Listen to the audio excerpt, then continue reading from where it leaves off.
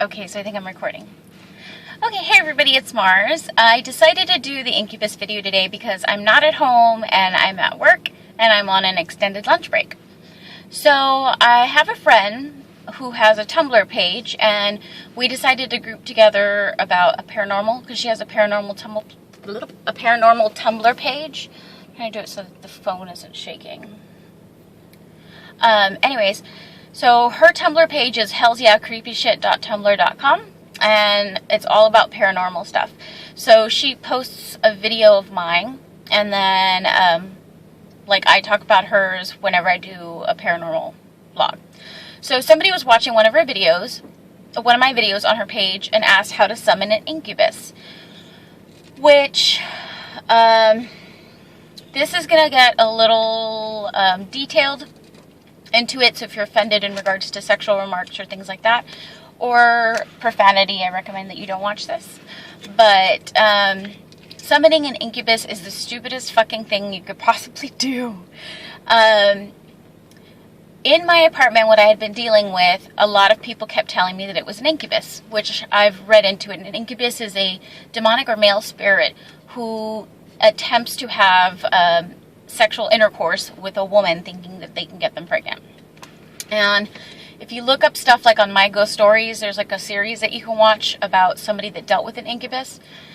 And the strange thing is that with an incubus, it doesn't follow you. It stays in a location of your home, things like that. I had people that were wanting to do paranormal investigations, and when I was telling them the situation of what I was going through and they kept thinking it's an incubus, they would say no. Like, that's how bad it is. An incubus is unpredictable and scary because you could be dealing with a demon.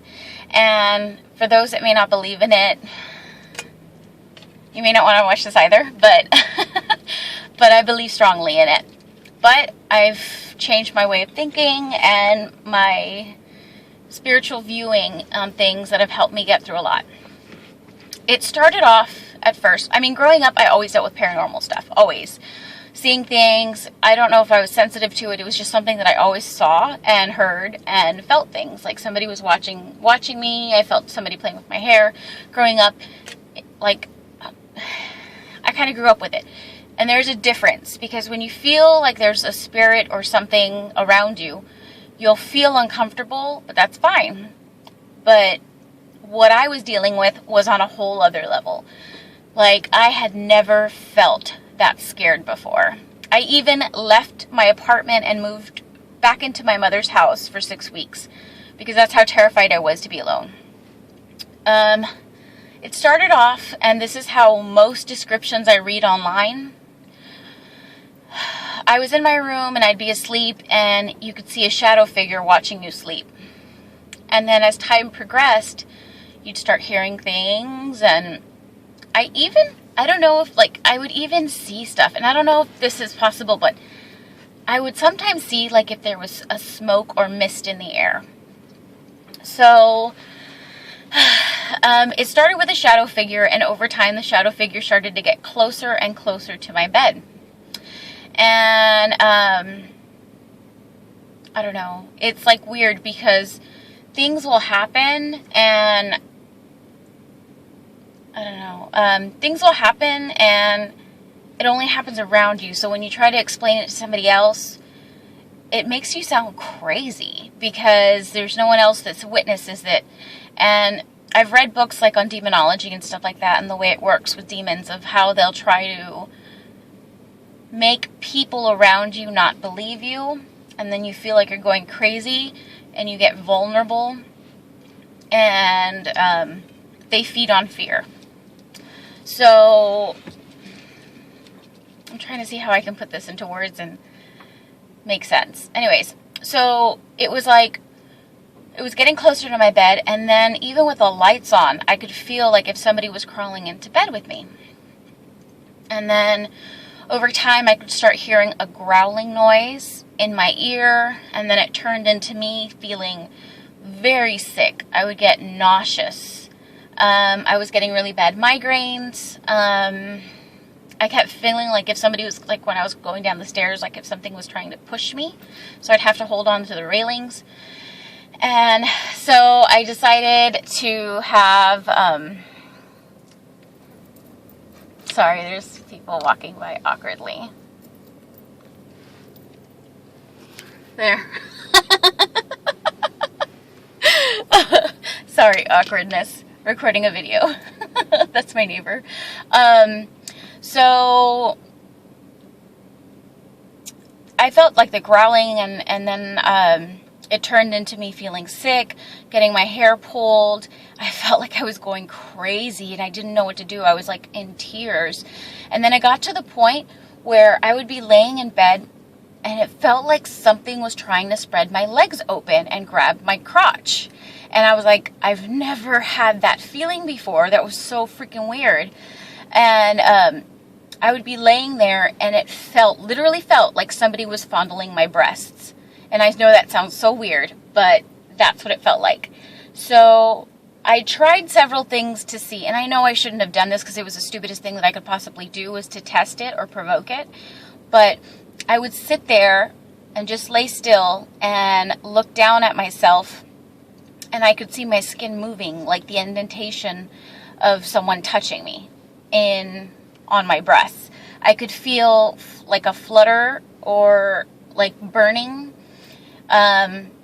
in between my legs. So it was very weird. And then I started having these weird dreams that I would wake up.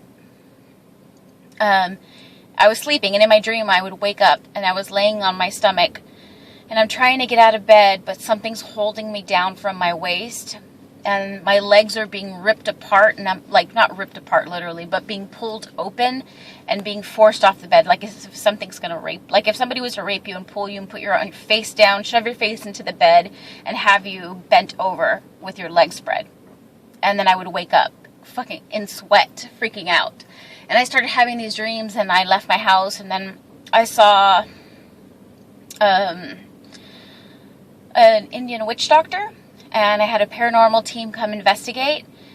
Then they took these photos, and I'll link the video below of the investigation and the photos that they took. But there was an insane amount of orbs in my home. Like, I don't know. In the video, I don't have an actual video, I just have photos. But in the video, there was at least 20 of them. And so they put sage and did all this stuff, and I eventually just kind of trained myself of how to deal with it. Now, I still deal with it from now and then, but I don't let it take control because fear feeds it. Fear feeds it. But there's so many people walking by. But it's scary. Like, the feeling of somebody trying to get into bed with you, something growling and pulling on your hair, making you feel sick, and you can't see it and you can't control it. That was like my biggest fear. And then it got to the point where I started feeling pressure on my chest, and like something had its arms around my neck, like its hands around my neck. And it was scary. Like, that's why I have no idea why anybody would want to summon an incubus. It's a horrible thing. They've done everything that they can in my home. They wanted to come back, but I haven't been in touch with the guy.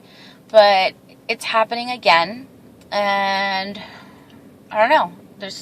They told me not to walk around my home wearing revealing clothing, because it's almost like inviting it. Just to kind of, like, if you're going to have sex outside your house. Anything sexual, avoid from being in your home, because of the fact that that's the whole thing with an incubus. It's all sexual related. So don't do it. Don't do it. It's like the stupidest thing that you could do. That's my experience with an incubus. Last night, I was laying in bed, and I've been wanting to do this for the longest time. Turn off all the fans, leave the lights on, and have a camera recording, and put tin foil over my lap, chest, and around my face. Because when I lay down, I can literally see the indentation of the pillow going down where someone is, like if somebody is straddling me with their knees on each side of my hip, and they're putting their hands on each side of my head, and I feel breathing on my neck. So You tell me if you'd want that. Something that's doing that you can't see. And you get like this overwhelming feeling all over that's just like scary. But like I said, I've learned to control it. I've been wanting to do the tinfoil thing, but I know that that's just going to be provoking it. I tried recording it last night, but then I was like, what am I doing? But I've been wanting to do the tinfoil thing so that people can see what I'm talking about. Like, you can see the blankets move down and move like if somebody's touching something around my crotch and around my head. I don't know. But I decided not to do that. I've read books like on demonology and things like that, like I said before, but whatever you do, don't summon an incubus. Just look up My Ghost Stories Incubus, and they usually say just to get a paranormal investigator to come and see what it is to cleanse your home. It didn't work for me. But what the Indian witch doctor, he helped me mentally. Because if you break down, that's what it wants. It wants somebody vulnerable and someone that it can overpower. So don't do that. Nope, don't do that.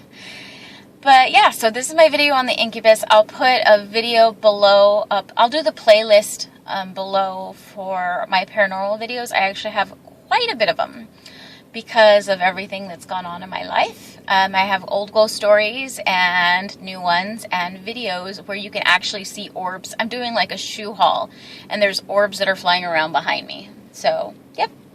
So that's my video. I just wanted to do this now before it got dark outside. So stay safe. Don't summon any demons, spirits, or incubus, because that's just stupid. And I hope you guys have a great day and stay safe. Bye. Happy holidays.